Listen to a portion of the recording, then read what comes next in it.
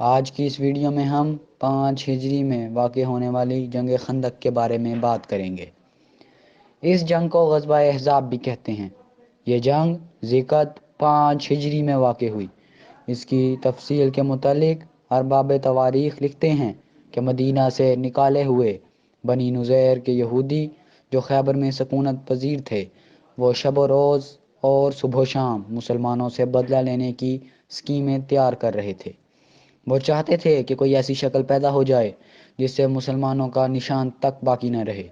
چنانچہ ان میں سے کچھ لوگ مکہ چلے گئے اور ابو سفیان کو ملا کر بنی غطفان اور قیس سے رشتہ اخوت قائم کر لیا، اور ایک معاہدے میں یہ طے پایا کہ ہر قبیلے کا سورما اکٹھے ہو کر مدینہ پر حملہ کریں تاکہ اسلام کی بڑھتی ہوئی طاقت کا قلعہ کما ہو سکے۔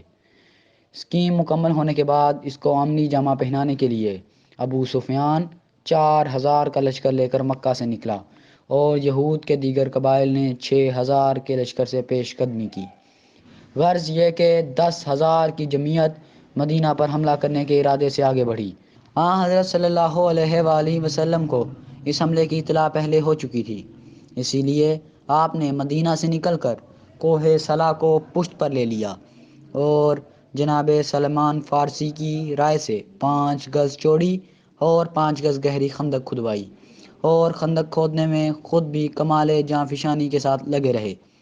اس جنگ میں اندرونی سازشیں بھی جاری رہیں۔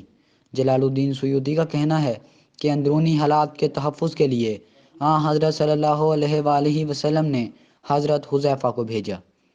خندق کی کھدائی کا کام 6 روز تک جاری رہا۔ خندق تیار ہوئی ہی تھی کہ کفار کا لشکر عظیم آ پہنچا۔ لشکر کی کثرت دیکھ کر مسلمانوں کے اوسان خطا ہونے لگے۔ کفار یہ ہمت تو نہ کر سکے کہ دفتن حملہ کر کے مسلمانوں کو تباہ کر دیتے، لیکن اکا دکا خندق پار کر کے حملہ کرنے کی کوشش کرتے رہے، اور یہ سلسلہ 20 روز تک جاری رہا۔ ایک دن عمرو بن عبد ود جو لوی بن غالب کی نسل سے تھا اور عرب میں 1000 بہادروں کے برابر مانا جاتا تھا، خندق پھاند کر لشکر اسلام تک آ پہنچا اور حل من مبارز کی صدا دی۔ عمرو بن عبد ود کی آواز سنتے ہی عمر ابن خطاب نے کہا، یہ تو 1000 قزاق کا اکیلا مقابلہ کرتا ہے، یعنی بہت ہی بڑا بہادر ہے۔ یہ سن کر مسلمان کے رہے سہے ہوش بھی جاتے رہے۔ پیغمبر اسلام صلی اللہ علیہ وآلہ وسلم نے اس کی صدائے مبارزت پر لشکر اسلام کو مخاطب کر کے مقابلہ کی ہمت دلائی، لیکن ایک نوجوان بہادر کے علاوہ کوئی بھی نہ بول سکا۔ تاریخ خمیس روضۃ الاحباب اور روضۃ الصفا میں ہے کہ 3 مرتبہ آپ صلی اللہ علیہ وآلہ وسلم نے اپنے اصحاب کو مقابلہ کے لیے نکلنے کی دعوت دی، مگر حضرت علی علیہ السلام کے علاوہ کوئی نہ بولا۔ تیسری مرتبہ آپ نے علی علیہ السلام سے کہا کہ یہ عمرو بن عبد ود ہے۔ آپ نے عرض کی، میں بھی علی ابن ابی طالب ہوں۔ الغرض حضرت صلی اللہ علیہ وآلہ وسلم نے حضرت علی علیہ السلام کو میدان میں نکلنے کے لیے تیار کیا، اپنی زیرہ پہنائی، اپنی تلوار کمر میں حمائل کی، اپنا امامہ اپنے ہاتھوں سے علی علیہ السلام کے سر پر باندھا اور دعا کے لیے ہاتھ اٹھا کر عرض کی، خدایا جنگ بدر میں عبیدہ کو، جنگ احد میں حمزہ کو دے چکا ہوں، پالنے والے اب میرے پاس علی علیہ السلام رہ گئے ہیں، مالک ایسا نہ ہو کہ آج ان سے بھی ہاتھ دھو بیٹھوں۔ دعا کے بعد علی کو پیادہ روانہ کیا اور ساتھ ہی ساتھ کہا، آج کل ایمان کل کفر کے مقابلے میں جا رہا ہے۔ الغرض آپ روانہ ہو کر عمر کے مقابلہ میں پہنچے۔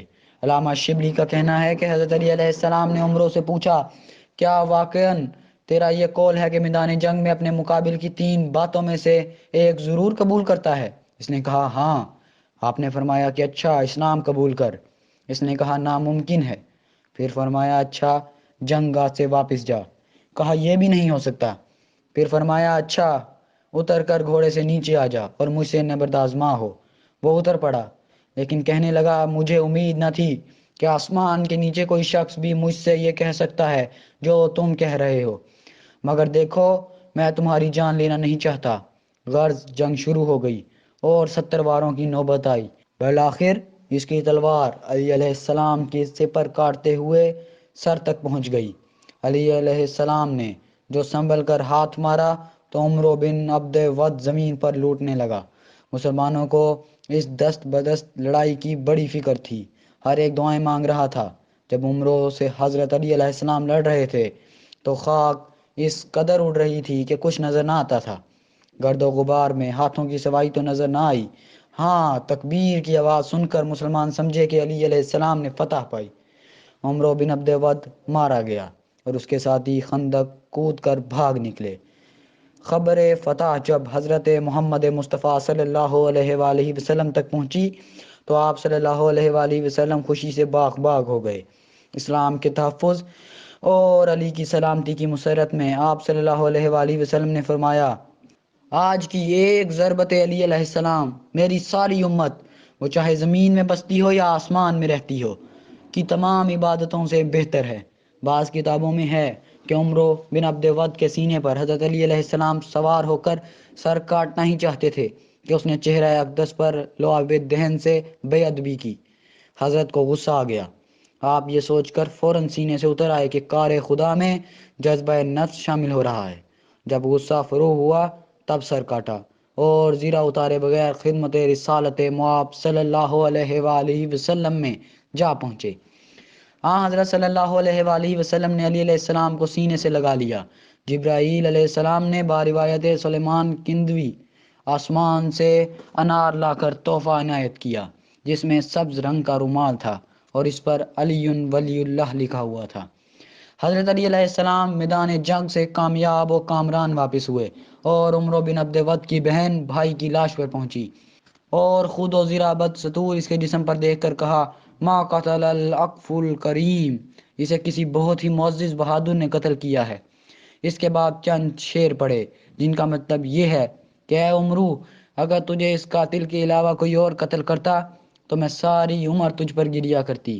معارج النبوہ میں اور روضۃ الصفا میں ہے کہ فتح کے بعد جب حضرت علی علیہ السلام واپس ہوئے تو حضرت ابوبکر رضی اللہ تعالیٰ عنہ اور حضرت عمر رضی اللہ تعالیٰ عنہ نے اٹھ کر آپ کی پیشانی مبارک کو بوسہ دیا۔